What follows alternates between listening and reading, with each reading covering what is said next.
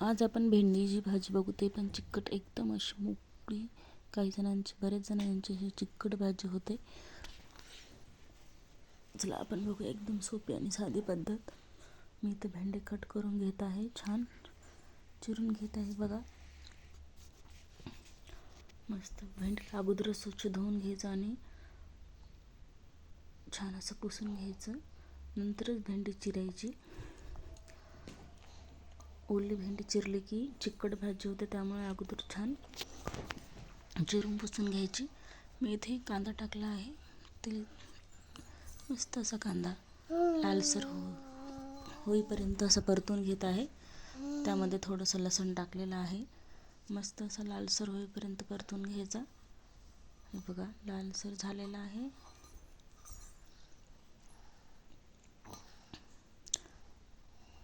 मी यामध्ये थोडासा ठेचा टाकते, तुम्ही तिखट तुम्हाला जसं पाहिजे तुम्ही तसं टाकू शकता. थोडासा ठेचा टाकलेला आहे, याला पण 2 ते 4 सेकंद असं मस्त परतवून घेते.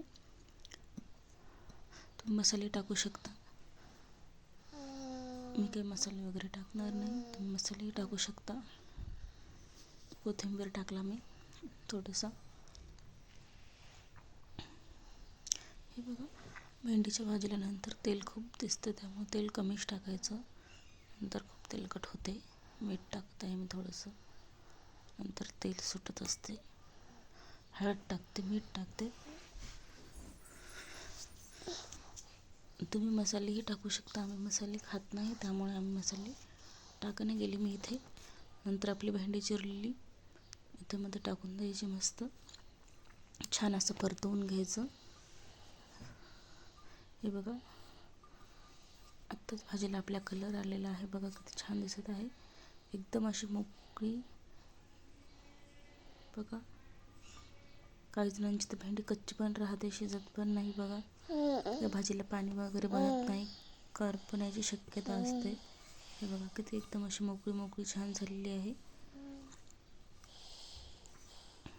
हे बघा छान अशी. आता मी इथे प्लेट ठेवत आहे, कारण की भाजीला आपल्याला पाणी टाकायला जमत नाही, त्यामुळे मी वरून पाणी ठेवत आहे, कारण की ऑटोमॅटिक खाली असं एक ओलसरपणा होत जाते. मी इथे कमी गॅस केलेला आहे, एकदम स्लो गॅसवर आपल्याला ही भाजी शिजू द्यायची आहे. 2 मिनटात आपली भाजी रेडी होते. बघा पाणी असं मस्त गरम झालेलं आहे, आपली भाजी शिजलेली असेल. चला एकदा बघू, चेक करू. हळू अशी प्लेट काढायची, पाणी आतमध्ये पडू शकते. मी भाजी बघ मस्त अशी आपली शिजलेली आहे भाजी भेंडीची. मी ते शेंगदाण्याचा कूट टाकत आहे थोडासा.